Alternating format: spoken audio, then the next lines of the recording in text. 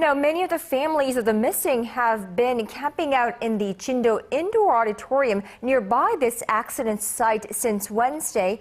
And let's connect live to our Kwon Soa. She has also been with them for the last couple of days right there. So what is the current situation there like?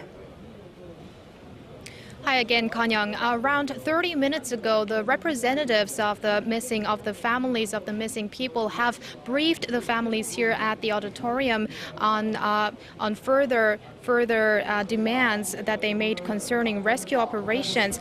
They said shuttle buses from the auditorium to the Paengmok-hang harbor will now run every 20 minutes instead of 30. Also, that ships will be provided for families who wish to get closer to the rescue operations themselves.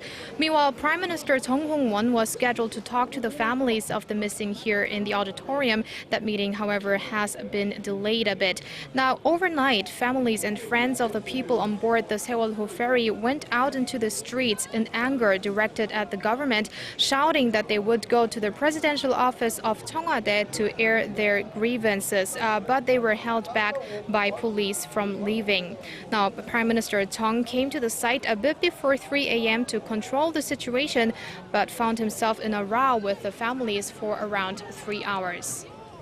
Right, there must be a lot of emotions going through those distraught families right now, and it's unbearably a long wait for these families and friends. So some of these families have been there camping out in the auditorium for 5 days now. How are they holding up? Right, Conn-young. The families are going through tons of emotions. They are crying at times and shouting, but right now it seems that most of them are so exhausted that they even find it hard to shed tears.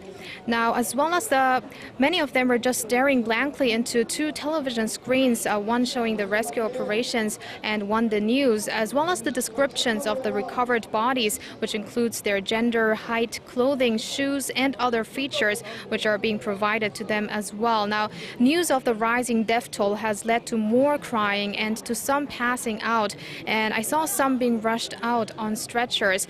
Now, medical personnel are on 24-hour standby here in what is a very tense and agonizing environment. Conn-young. And understandably so, this must be some harrowing times for these families. Thank you, Soa, for that. That was our Kwon Soa reporting live from the Jindo Indoor Auditorium, where families have been waiting for their loved ones to return for 5 days now.